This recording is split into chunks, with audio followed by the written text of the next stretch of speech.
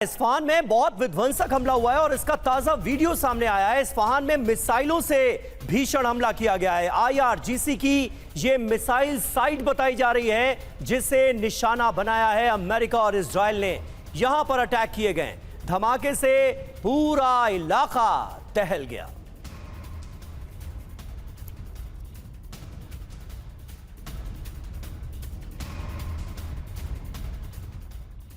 अब ईरान का शाहिद ड्रोन से वार, और यह इराक में हुआ हमला जहां यूएस F-15 विमान ने ड्रोन का पीछा किया और F-15 को चकमा देने में भी शाहिद ड्रोन कामयाब रहा।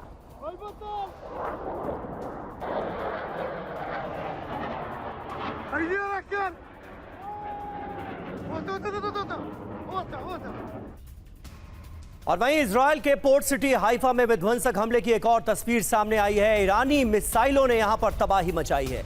इजरायली डिफेंस सिस्टम एक्टिव हुआ। ईरानी मिसाइल को रोकने की कोशिश की गई। उसी दौरान की ये तस्वीरें हाइफा के आसमान से।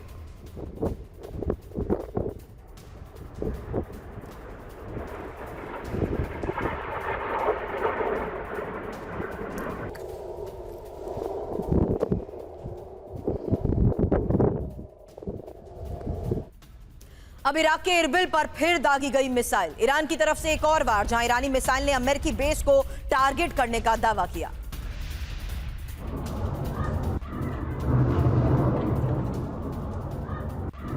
और वहीं उत्तरी इराक के दुहोक में ईरान ने भीषण हमला किया है। खुर्द के ठिकानों पर ईरान ने शाहिद ड्रोन दागे। ड्रोन हमले के बाद आग की लपटें उठती कई जगहों से दिखाई दी।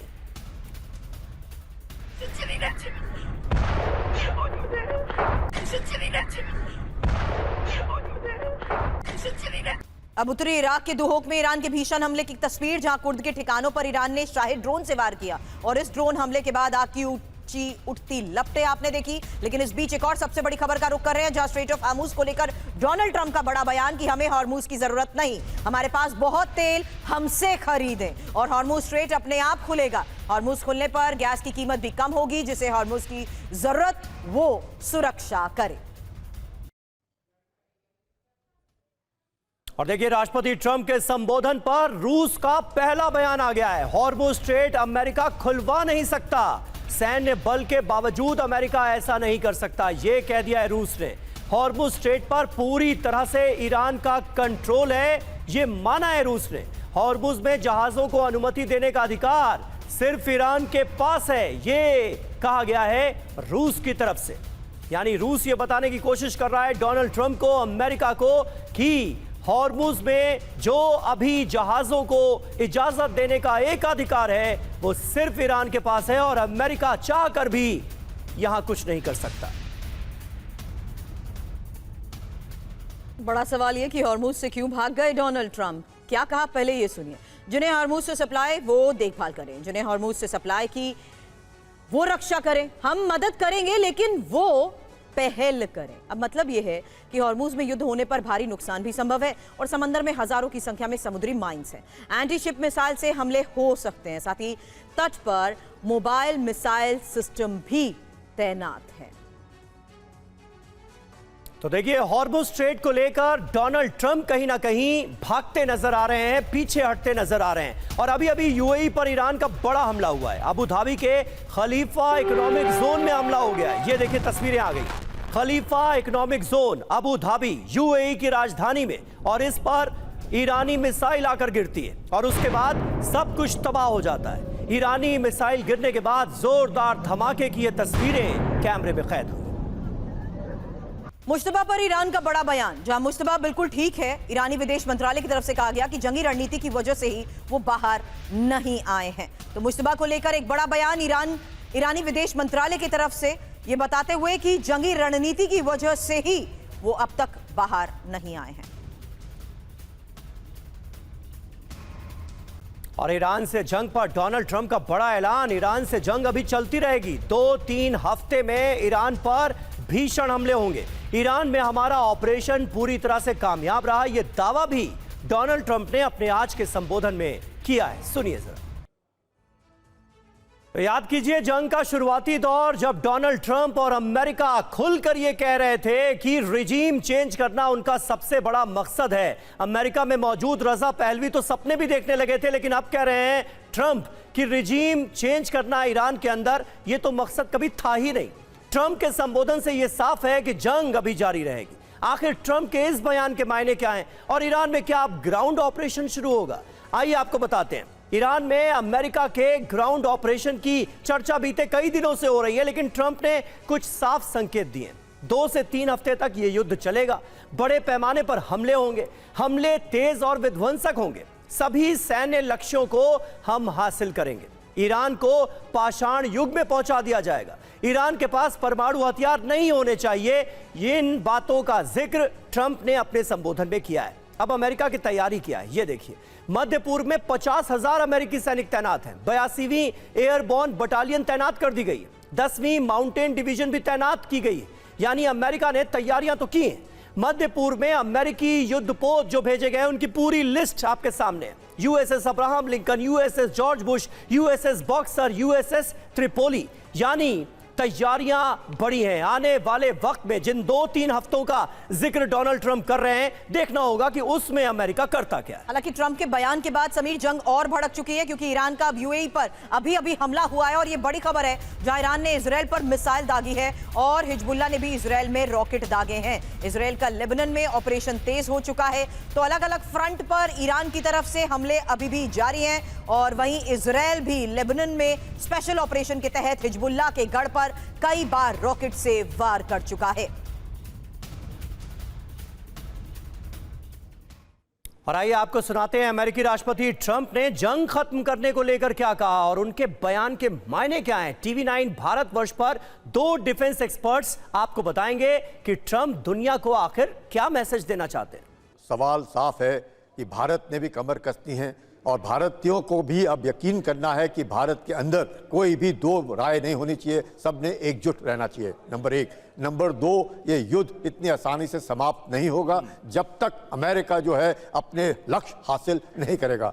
नंबर 3, उसने साफ बता दिया है कि जो भी ईरान की मदद कर रहा है एक्शनेबल इंटेलिजेंस के लिए, उनके लिए साफ संदेश है कि अमेरिका टेक्नोलॉजी में चांद के पास जा रहा है और यहाँ पर भी किसी को छोड़ नहीं रहा है। किसी को छोड़ने में यानी कि अगर वो ईरान की तबाही की ओर देखें तो ईरान की तबाही भी कर रहा है। पर सवाल ये है, इतना सब कुछ टेक्नोलॉजी है, क्या मनोबल किसी का गिराया जा सकता है? मनोबल के ऊपर किस तरीके से हमला किया जाए, वो एक बहुत बड़ा मैं कहूँगा प्रॉब्लम है, एक तरीके से एक चुनौती है। ट्रंप की निगाहें कहीं और है और निशाना कहीं और है। 2 बातें कही उन्होंने, लड़ाई जारी रखेगी। पहले तो उन्होंने रिट्रेट किया कि मैंने ये किया वो किया, मोरल बूस्टिंग लेक्चर था, आपको पता था ये करने वाले हैं। और ईरान के प्रेसिडेंट ने अपील करके अमेरिका की जनता को कहा था कि इन्हें छोड़ दो। तो ये बहुत क्लियर था कि आज का मैसेज क्या होगा।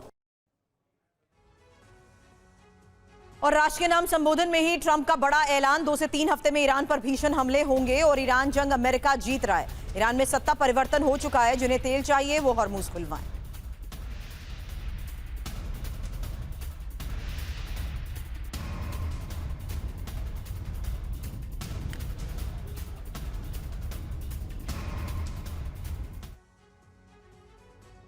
तो राष्ट्र के नाम संबोधन में आज डोनाल्ड ट्रंप ने क्या क्या दावा किया और उसकी हकीकत क्या है, आइए आपको दिखाते हैं। क्योंकि शतरंज की बिसात तो बिछ चुकी है, दोनों तरफ से दांव पर दांव चले जा रहे हैं। ईरान युद्ध को लेकर वर्ल्ड मीडिया का रिएक्शन क्या है वो भी आपको सुनाते हैं। तो फिलहाल ईरान युद्ध को लेकर वर्ल्ड मीडिया का रिएक्शन क्या है वो हम आपको अब बता दें, क्योंकि ईरान पर ही ट्रंप का संबोधन और वर्ल्ड मीडिया ने क्या कहा देखिए। युद्ध खत्म करने के करीब, लेकिन टाइमलाइन नहीं दी, ये रॉयटर्स की रिपोर्ट्स में कहा गया। जबकि भाषण में ज्यादा दावे किए गए, योजना अभी भी क्लियर नहीं है, ये द वॉशिंगटन पोस्ट में समीर लिखा गया। जी हाँ, और युद्ध के अंत को लेकर चिंता दूर करने में डोनाल्ड ट्रंप विफल रहे, ये CNN की तरफ से कहा गया है। अमेरिका के लिए युद्ध का लक्ष्य, अमेरिका के मोटिव्स अभी स्पष्ट ही नहीं है। द गार्डियन की तरफ से यह कहा गया। दूसरे युद्ध की तुलना में 32 दिनों में जीत का दावा किया गया है, अल जजीरा ने यह कहा है। हालांकि युद्ध खत्म करने के लिए अब तक समय तय नहीं हुआ। द न्यूयॉर्क टाइम्स की रिपोर्ट में इसको लेकर बड़े दावे किए गए हैं। ईरान जंग में एक नए किरदार की एंट्री की जिसने पेंटागन से लेकर तेल अवीव तक चिंताएं बढ़ा दी हैं। और वो नया किरदार कोई और नहीं बल्कि ईरान का सच्चा दोस्त और अमेरिका का सबसे बड़ा दुश्मन रूस है। दरअसल अमेरिका ईरान में ग्राउंड ऑपरेशन का प्लान बना रहा है, जिसके बाद पुतिन का जंगबाज ट्रंप से खफा है और ऐलान हो चुका है कि अब जंग ईरान की रक्षा के लिए दुनिया की सबसे खूंखार लड़ाकों की फौज अमेरिकी फोर्सेस का सामना करेगी। आखिर कौन है वो लड़ाके और कैसे ईरान में अमेरिका का ग्राउंड ऑपरेशन होगा फेल, इस खास रिपोर्ट से समझिए। जिसके लिए अरब सागर में यूएसएस त्रिपोली की तैनाती की गई है। मरीन कमांडो की पलटन को ऑपरेशन के लिए तैयार रहने का निर्देश जारी किया जा चुका है। ब्रिटेन से मिडिल ईस्ट में A-10 थंडरबोल्ट सेकंड विमानों की तैनाती की जा रही है। ईरानी मीडिया का दावा है कि ईरान अमेरिका युद्ध में रूस के कुख्यात चेचन लड़ाकों ने शामिल होने की धमकी दी है। दावा है अगर अमेरिका ग्राउंड ऑपरेशन करता है तो फिर चेचन लड़ाके इस जंग में उतर सकते हैं। चेचन लड़ाकों ने ईरान के खिलाफ अमेरिका और इजराइल की लड़ाई को एक धार्मिक लड़ाई करार दिया है। चेचन लड़ाकों ने कहा है कि वो अमेरिका और इजराइल के खिलाफ जिहाद के लिए भी तैयार है। चेचन लड़ाकों की फौज रूस के नियंत्रण में है। ऐसे में ईरान के लिए जंग लड़ने की बात कहना और उस पर पुतिन का चुप रहना साफ दर्शाता है कि रूस जंग में ईरान का साथ ठीक वैसे ही दे रहा है जैसे सऊदी और यूएई जैसे देश अमेरिका का दे रहे हैं। ईरान जंग में एक नए किरदार की एंट्री की जिसने पेंटागन से लेकर तेल अवीव तक चिंताएं बढ़ा दी हैं। और वो नया किरदार कोई और नहीं बल्कि ईरान का सच्चा दोस्त और अमेरिका का सबसे बड़ा दुश्मन रूस है।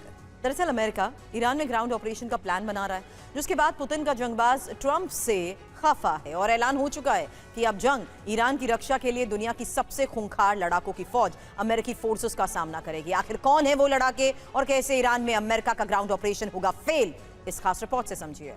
जिसके लिए अरब सागर में यूएसएस त्रिपोली की तैनाती की गई है। मरीन कमांडो की पलटन को ऑपरेशन के लिए तैयार रहने का निर्देश जारी किया जा चुका है। ब्रिटेन से मिडिल ईस्ट में A-10 थंडरबोल्ट सेकंड विमानों की तैनाती की जा रही है। ईरानी मीडिया का दावा है कि ईरान अमेरिका युद्ध में रूस के कुख्यात चेचन लड़ाकों ने शामिल होने की धमकी दी है। दावा है अगर अमेरिका ग्राउंड ऑपरेशन करता है तो फिर चेचन लड़ाके इस जंग में उतर सकते हैं। चेचन लड़ाकों ने ईरान के खिलाफ अमेरिका और इजराइल की लड़ाई को एक धार्मिक लड़ाई करार दिया है। चेचन लड़ाकों ने कहा है कि वो अमेरिका और इजराइल के खिलाफ जिहाद के लिए भी तैयार है। चेचन लड़ाकों की फौज रूस के नियंत्रण में है। ऐसे में ईरान के लिए जंग लड़ने की बात कहना और उस पर पुतिन का चुप रहना साफ दर्शाता है कि रूस जंग में ईरान का साथ ठीक वैसे ही दे रहा है जैसे सऊदी और यूएई जैसे देश अमेरिका का दे रहे हैं।